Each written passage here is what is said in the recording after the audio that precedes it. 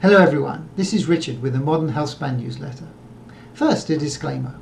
In this newsletter series, we will share the latest research studies, news and events in the Healthspan field that we found interesting. It is not a recommendation or medical advice. Next, news from our channel.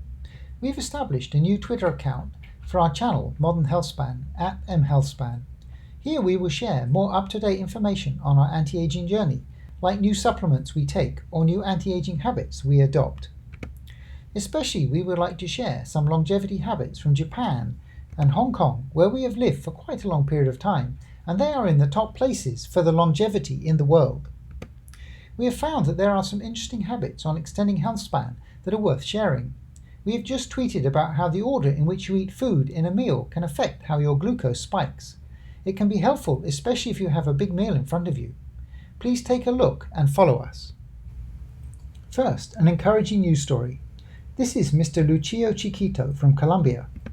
In October this year, Mr. Chiquito submitted his PhD thesis at the age of 104.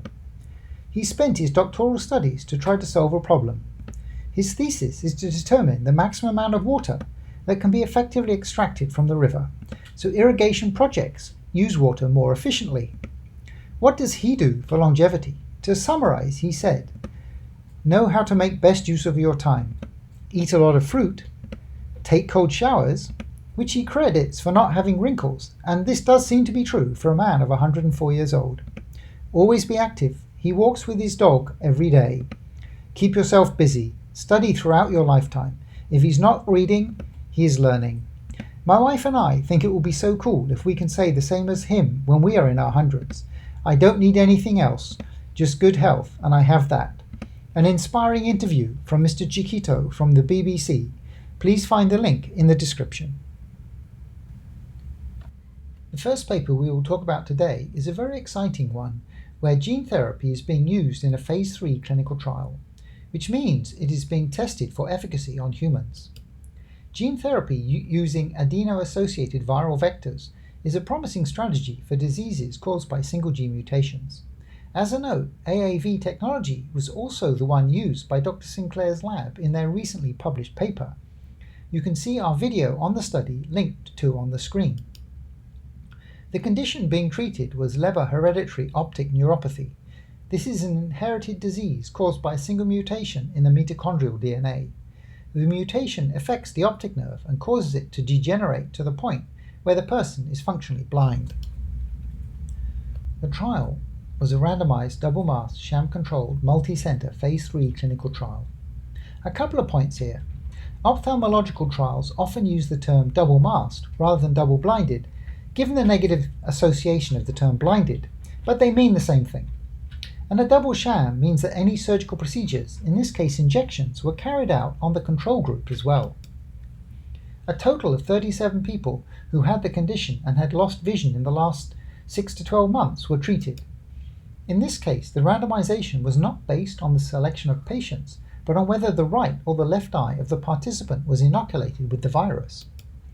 Unexpectedly, they saw improvement in both eyes, despite only one of them having the virus with the modified genes. They did say that the primary endpoint was not achieved, but that 25 of the subjects had clinically relevant recovery in best corrected visual acuity, and 29 subjects had some improvements in vision in both eyes. And there is evidence from studies on primates that the viral vector can transfer from one eye to the other, which may explain how vision in both eyes improved.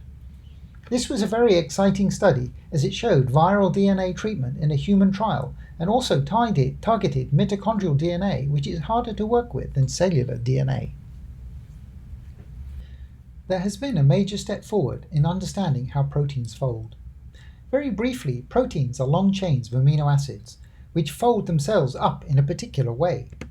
The shape that a folded protein takes is important for the function that it performs.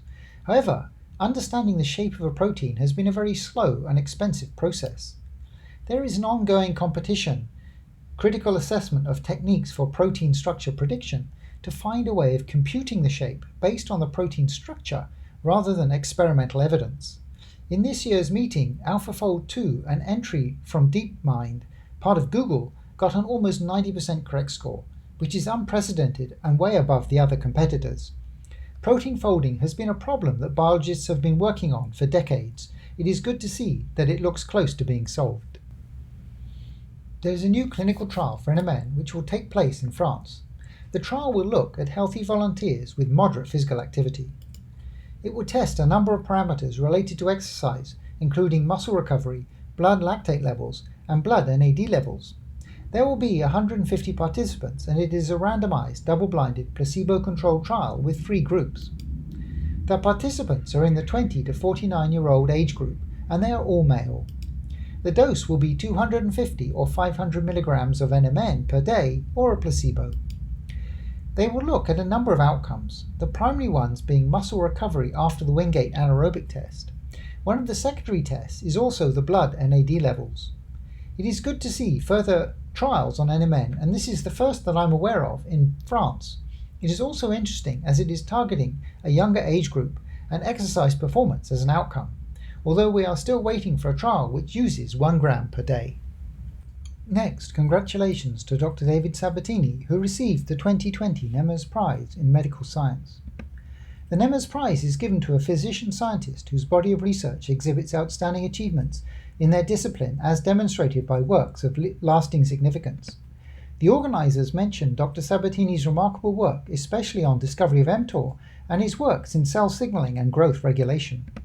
We are honoured to have had Dr. Sabatini to provide valuable insights on mTOR mechanisms and how it is related to aging on our channel. Please find the interview linked in the description. Thank you all for watching. I hope that you found the Modern Healthspan newsletter informative. As we find more interesting research and longevity news, we will release our next newsletter. Please stay tuned. Please do hit the thumbs up button, subscribe to our channel, and hit the bell button for new video release notifications. It encourages us to continue to create more videos about anti-aging and extending healthy lifespan. Thank you so much for your kind support. I wish you all well and will speak to you again soon.